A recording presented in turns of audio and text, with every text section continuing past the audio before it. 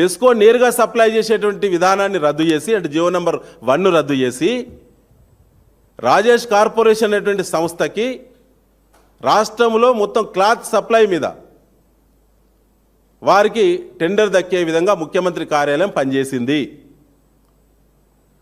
మరి రాజేష్ కార్పొరేషన్ వాళ్ళు ఎక్కడి నుంచి క్లాత్ తీసుకొస్తారు అంటే టెస్కో వాళ్ళే ఆథరైజేషన్ ఇచ్చారండి. అంటే ప్రభుత్వమే బ్రోకర్ అయింది. ఇక్కడ అందరూ దయచేసి గమనించాల్సి ఏంటంటే ప్రభుత్వమే బ్రోకర్ అయింది. టెస్కో నేరుగా సప్లై చేయాల్సినటువంటి విధానాన్ని జీవో నెంబర్ 1 రద్దు చేసి టెస్కో ఆథరైజేషన్ తోటి ఆథరైజేషన్ పేపర్ను ఎలిజిబిలిటీగా పెట్టి రాజేష్ కార్పొరేషన్ అనేటువంటి కాంగ్రెస్ నాయకుడి యొక్క సంస్థ ఇవాళ టెండర్ దక్కించుకుంటే బీఆర్ఎస్ పార్టీ దీన్ని గుర్తించి Warangal Veeranjaneya mutual weavers aided cooperative society ద్వారా కోర్టుకు పోతే కోర్టు నిన్న ప్రభుత్వ విధానాన్ని తప్పుపట్టింది.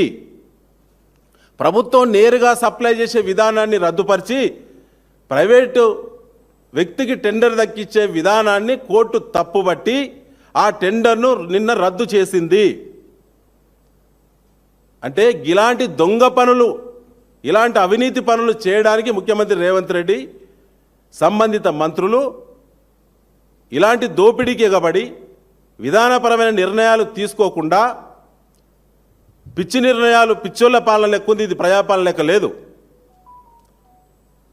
ఇలాంటి నిర్ణయాలు చేస్తూ కేసీఆర్ గారి పైన, హరీష్ రావు గారి పైన, మా వర్కింగ్ ప్రెసిడెంట్ గారు కేటీఆర్ గారిపై అనేక కేసులు వేసి పబ్బం గడుపుకునేటువంటి భాగంలో మాత్రమే పీసీ ఘోష్ కమిషన్ నివేదికని వాళ్ళ హైకోర్టు తీర్పు ద్వారా మరొకసారి తేటతెల్లమైంది. ఇక నుంచి వదిలిపెట్టాం బిడ్డ, కాంగ్రెస్ నాయకులారా మీరు చేసే ప్రతిదీ